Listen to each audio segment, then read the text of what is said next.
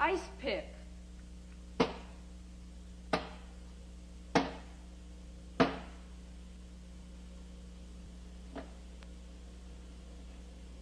Juicer.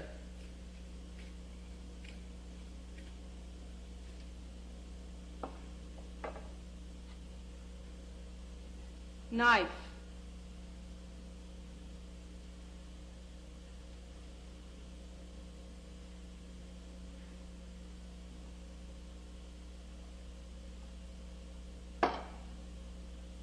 Ladle.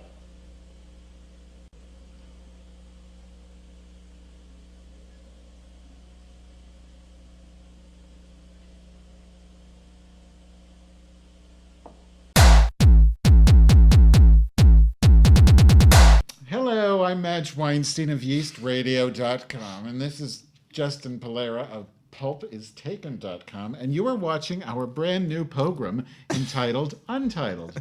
Isn't that a nice name, Justin? Very nice. It was a rhetorical question. Sorry. Justin and I are going... Did you want to say something? No. Justin and I are going to talk about the biggest things going on in the world and comment on them.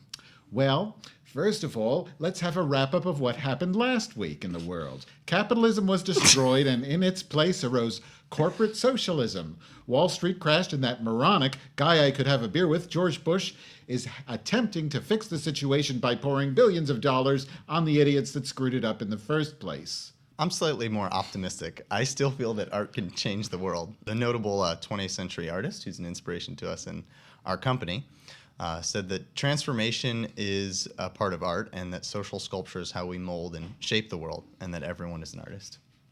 Whatever. Here are the top 5 stories in art last week. First, Martha Rosler gave a talk at the Art Institute of Chicago, the first in a series of Society for Contemporary Art talks. Rashid Johnson opened 2 incredible exhibitions. Golden Art Gallery opened with a premiere show of the work of Jill Frank. The cable networks took home most of the Emmys on the 60th Primetime Emmy Awards. What does that have to do with art?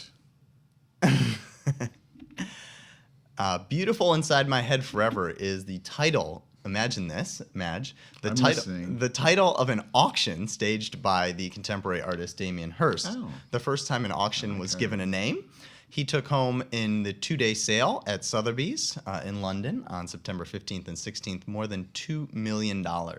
This was a groundbreaking auction because the artist went directly to the gallery and took his work and sold it at auction. So he bypassed the middleman, and the money went basically to the artist in the Just auction think house. of all those poor, starving, anorexic, wrinkled old, Botoxed gallery owners. Poor gallery owners. But the most important story is that last week, the Brooklyn-born New York artist Martha Rosler, who is definitely one of the hottest artists working today, spoke at the Art Institute of Chicago. Rosler gave the first talk in a series that will correspond with the Society of Contemporary Art series, and it ends with the Society of the Contemporary Art purchasing a work for the Art Institute of Chicago. Martha Rosler is a highly charged artist whose work is much needed now. Rosler addresses the timely experiences of our current politics. Did you need to say something, Madge? No, I'm just making faces. Go ahead. If I need to say something, I'll say it. Rosler works in many media, including photography, video, performance, propaganda, and she often blurs the line between art and advertising. Her work addresses the recurrent themes of war, systems of transportation, depression, privilege, poverty. Finish. Come on. Sorry. Housing, and especially through the eyes of women. We opened the videocast with a segment of Rosler's most widely known work, a pioneer video called The Semiotics of the Kitchen, where Rosler dresses as a housewife and describes each cooking accoutrement in alphabetical order. Rosler's work is very timely and captures a moment of disparity and disgust that artists are expressing through a new form of grotesque art. I hear that.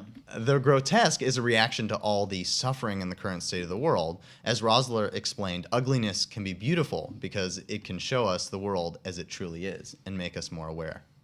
Rosler has always emphasized homes and housing as art in her work. The current housing crisis shows how important housing is in the global market. Rosler's interest in housing and the built environment has a system of constructed escapism is related to the work of the young black artist Rashid Johnson, who addresses escapist utopia in light of race.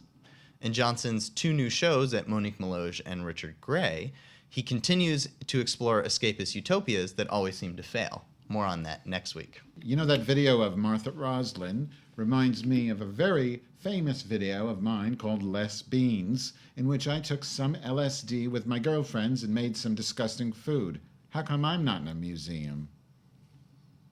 I have no idea. That was a rhetorical question. I think one thing that she brings up is that women working in the house is a type of unpaid labor that is underappreciated. And now that we see the housing crisis and the falling apart of homes, we know the importance of housing and economics. Well, anyway, in the coming weeks, nothing is more important than the outcome of the November presidential election. Democrats need to stay on the offensive. When your over-Lexapro square-shaped friends ask you something like, well, what did Obama actually do? You can say something like this. Look, you idiot. First of all, you're a fat. Secondly, I don't give a goddamn about all these little Fox News minutia that you are spewing out of your Krispy Kreme hole. Let me make it very simple, Porky. John McCain was the chairman of the Senate Commerce Committee, which deregulated the same banks that he now says he wants to regulate to fix the problem. Is that true? Yes. When he asked if he thought it was a mistake to deregulate the banks, McCain said no. Deregulation helps grow the economy. So could you please take that Slim Jim out of your mouth, fatso, when I'm trying to talk to you, hypothetical friend? You want to elect the person who broke the bank to fix the bank. As if that weren't enough, John McCain's campaign manager received $30,000 a month for 5 years as an advocate for Fannie Mae and Freddie Mac.